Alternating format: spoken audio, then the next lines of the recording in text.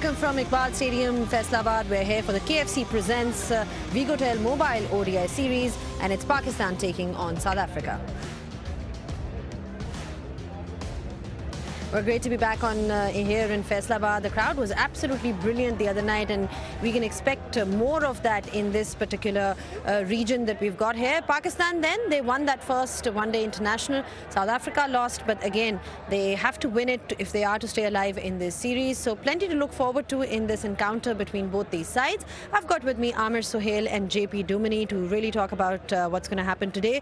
Amir, great performance by Pakistan in that first one-day international. They're starting off on a positive note, always helps in any series. Where do you think perhaps they could improve if they are to look at today's game? I think batting is a concern and turn out to be a perennial problem for Pakistan, especially the middle order and low middle order. At times when you think Pakistan is sailing and marching along relentlessly, we start to lose wickets. I think this is the area we have to improve. But you have to appreciate Shaheen Shah Afridi for his captaincy. He made the right call at crucial junctures of the game, and it was good to see the bowlers responding to him. All right, JP, then talking about South Africa, talking about today's, what happens today in terms of how they performed, where do you think they can improve then? Well, if you think about the rhythm of this entire tour, losing the first test match, having to fight back, yes, won the first T20, but then lost it quite convincingly and then needing to fight back. I think the same opportunity arises now for South African ODI cricket. And for us, really, it's about, okay, how, from a test of character point of view, how do we respond? Great opportunity for this young squad to respond positively. Absolutely, it's a great chance to redeem themselves. Remember, it's a second one-day international here in Faisalabad, and the third one will also be played. The third one-day international will be played on the 8th of November here in Faisalabad, and that'll be the final game of this tour. Quick look at the match summary from that previous game. This is what happened. South Africa made 263, perhaps short of runs. That was the general view that we had here. Pakistan then were able to chase it down. Like I said, not without their share of hiccups, but they did manage to go over the line, and they won it in the end by 2 wickets. Very simple question, Amir, because Pakistan has won 6 tosses, on this tour. Who's winning the toss? It's a simple prediction that we're taking. Law of averages. Law of averages, right? So you're basically saying it's South Africa's day in that regard. JP, what about you? Well, Quinton de Kock asked me, what are the chances of South Africa winning a toss? And I said, very minimal. He's not very convinced, but I think the law of averages stands true in this second one. All right, and if you win the toss, what would you do? I'd probably see something similar. South Africa winning the toss, wanting to bat first, put on a better showing, particularly in that middle part of the game, and hopefully put up a really good score to try and defend. Do you think, from a Pakistan perspective, would they want to be batting first at all just to test themselves, or would they stick to bowling first? I think we have seen Pakistani team chasing in the shorter format for the longest. I think this time they should challenge themselves and try and put runs on the board and see how the bowlers are going to react. All right, let's see who wins the toss and then, because like we said, Pakistan has been really lucky with the toss on this tour, and they've won 6 tosses. So let's find out what happens today. It's over to Ramiz Raja, who's out there with the 2 captains.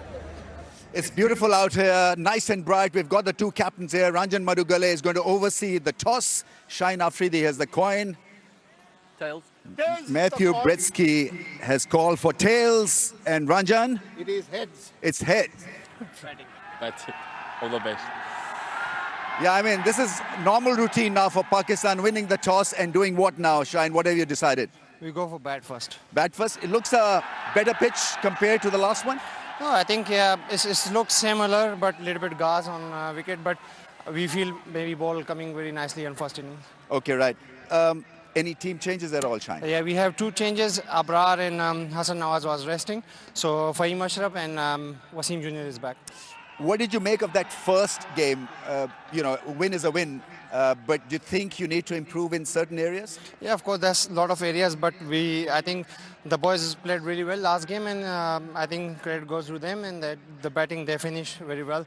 So yeah, there was a lot of changes, but we will try to, manage the things. Best of luck, Shaheen. Thank you. Matthew, did you see the coin carefully, not two heads, not two tails on the same side? I had a look, but I actually have no idea what's going on in this country. The breaking news is that you've lost the toss once again. But what do you make of bowling first on the surface? Yeah, to be honest, we would have batted first, but hopefully we can restrict them to a decent total and we can chase it. Even though you lost the game, but there was so many higher points because you really rushed them right till the last over. You want more of the same maybe with crossing the line this time? Yeah, I think probably where we went wrong is we were probably 20 runs short, but we dragged them really well and our bowlers really bowled well, so hopefully again the same tonight. How's the experience been so far? Awesome. I think the hospitality from the Pakistan people has been great. The crowds have been great, so yeah, it's been really good. All right, okay. Any team changes? Yeah, we got 2 changes. Taba Peter comes in for Lungi Ngidi and Andre Berger comes in for Lazard Williams. Have a good one. Cool, thank you. Thank you. So the news from the centre out here is that Pakistan have won the toss and elected to bat first on the surface. What about the surface? It's just a wee bit better compared to the first one because the curator says that the bounce recorded here is a lot better. It looks a lot more smoother. Still a bit abrasive, but no alarm bells really to ring for the batsman. That's why probably Pakistan have decided to bat first. There's still quite a few cracks, straw-colored grass and all that kind of stuff. But it's just that conditions are much better for batting. And I think Pakistan have made the right call. All right, then Pakistan winning the toss once again. So the toss is favouring the home side currently, and they've decided to bat first. Ahmed, there's also 2 changes for this Pakistan team. Fahim Ashraf comes in, and then you've got Wasim Jr. We haven't seen him in a while. I'm happy for Wasim Jr. because he's been warming up the bench for the longest, and he must be very frustrated that why he's not been given a chance here. So now the conditions are very good for his type of a bowler, so he should prevail. And I think Fahim Ashraf's inclusion is a very intelligent one. What we saw in the first game, rather than spinners, the fast bowler, whenever they ball the cutters, the pitch responded well to them. So I think this is a sensible change. All right, good change from Pakistan. Then JP, just looking at South Africa, they've also made 2 changes. I mean, how do you look at the side overall? Yeah, certainly not a surprise in terms of the tactics that they've chosen coming into this encounter. You look at how Pakistan went, they bowled 4 out-and-out spinners. They probably were really effective, particularly in that middle phase of the game. So it's probably an area that South Africa would identify, how can we create some more control? So that obviously means Ngaba Peter comes in. There is a change in terms of tactics from a left-arm seamer coming in Andre Berger. I like that. It gives a different sort of mentality and option for South Africa. Top 6, 7 looks the same. It's obviously just the 2 seamers in Bosch and Berger with the 4 options of spin for South Africa. Great 4 options, and it'll be interesting to see how Britske then uses those 4 spinners.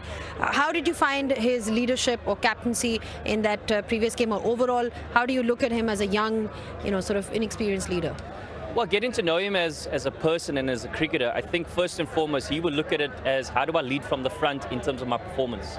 He's had an outstanding start to ODI cricket, and I think there was glimpses of that in that first ODI as well. The way he dominated spin, there wasn't a lot of dot balls, particularly when he faced against, which at times in the middle phase turned quite a bit. I thought his options that he used were really effective.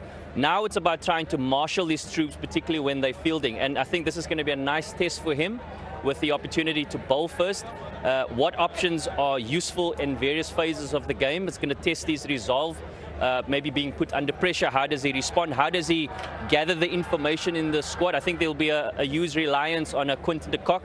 He's somebody that has a keen eye for angles and it's reading the situation of the game, so you'll certainly see that as a great positive for him going into this first innings. Also from a Pakistan perspective, Ahmed, that middle phase, when you talk about middle overs, initially there's a lot of chatter around how they're unable to get breakthroughs in that middle period, but we saw Saim Ayub the other night and how effective he's been. So what do you think about him adding value with the ball now? We've seen a lot of his batting, but now he's beginning to take wickets. His primary job is to get runs for Pakistan, and if he picks up wicket for Pakistan, that is an added plus, and he can become a captain's luxury if he keeps on performing with the bat and then chipping in with important wickets. There is no doubt he will bring a lot to the captain on the table. There is no doubt about it. But the problem with Pakistani middle order batting is, rather than playing the situation, they are playing for the gallery. They want to hit sixes. They want to hit boundaries consistently. It doesn't happen. It happens once in a blue moon, but most of the times, JP will tell you that as a batter, you have to work hard for your runs, especially at international level, and especially against stronger oppositions. And rotation of strike, how important is that when you're building an innings, JP? It's critical. So just to jump on Amir's point, I think it's finding this balance, particularly in the middle overs, of how do we rotate strike. I think dot ball percentages, particularly in the shorter formats, become so critical in understanding which areas of the game do we need improvement. But what I really enjoyed was the Salman Rizwan partnership. Yes, they came in under pressure, they lost a clump of wickets and that put them under pressure, but the ability to rotate strike, but also find the low risk boundary. That is something that I really enjoyed. They imposed the pressure back onto South Africa in a subtle way. They built partnership, they absorbed the pressure, they rotated strike well. When the opportunity presented itself to get the boundary, they took it.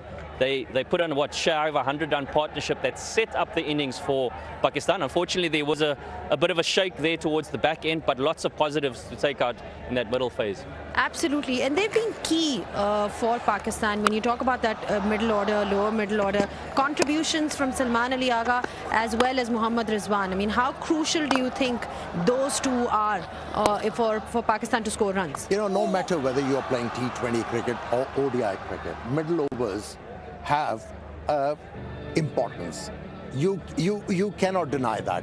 And if you have the ability to score runs like Salman Ali Agha and Rizwan did, I mean, takes the game away from the opposition. When they were in a partnership, involved in a partnership, you could tell South African were resigning to the fact it's not going to happen for us. Unfortunately for Pakistan, wickets, they fell in cluster. That gave hope to South Africa, but in the end, it was a positive result for Pakistan. Absolutely, these two then really sort of leading the way with the bat. Their partnership has been extremely crucial for Pakistan in the last few months. We've seen that, them delivering at a time when it was required. We'll take a short break. The crowd is building up really nicely here in Faisalabad. I can tell you that all three games are sold out. I mean, the first one we saw already, second one is also sold out, and the third one already is sold out. So you can't match the spirit of the people of Faisalabad. Kudos to them for coming out in huge numbers. We'll take a short breather here and be back just in a bit.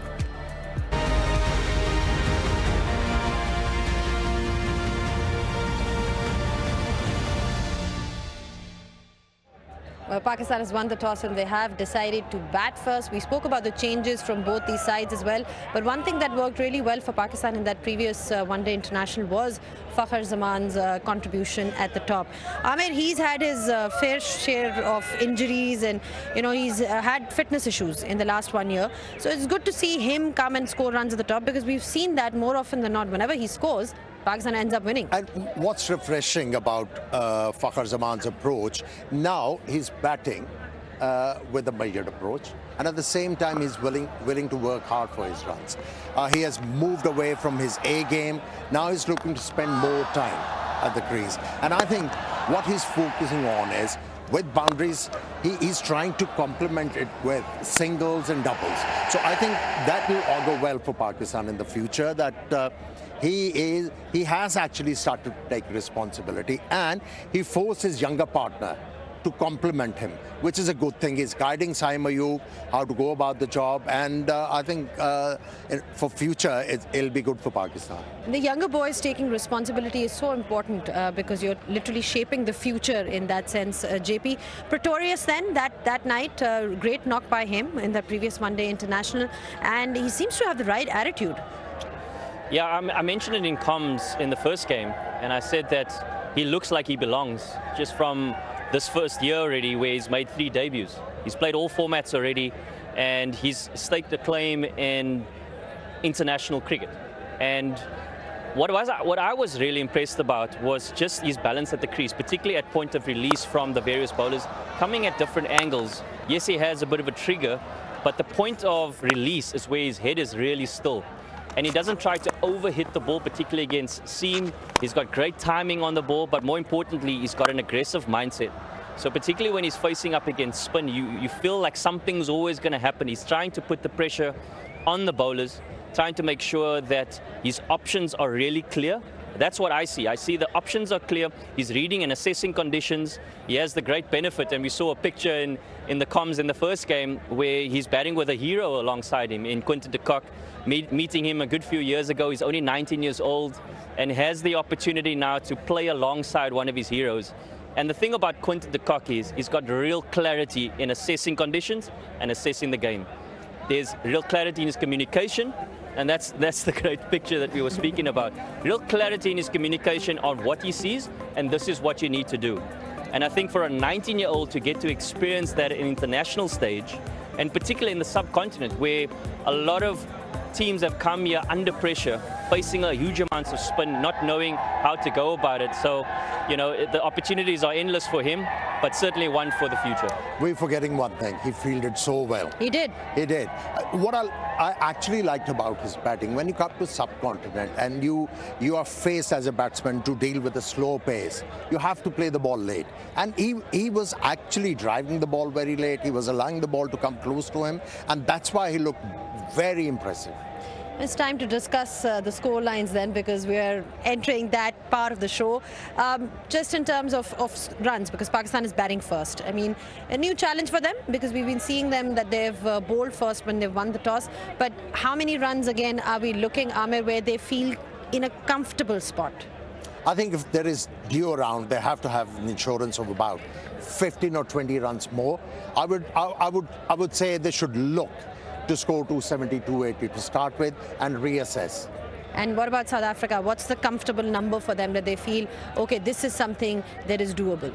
So I think something similar to what we saw a few nights ago. But more importantly, from a South African point of view, how do we break this down? So how do we make an impact in the power play? What strategies are we going to use in the middle overs, particularly now with the extra spinner?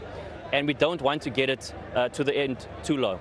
All right, then it'll be an interesting contest between both these sides. It's Pakistan taking on South Africa, and plenty to look forward to in this particular one. Team photograph is happening as well. The crowd is building up really nicely here in Faisalabad. Very much clearer today as well in the skies. Take a short breather and see you guys on the other side.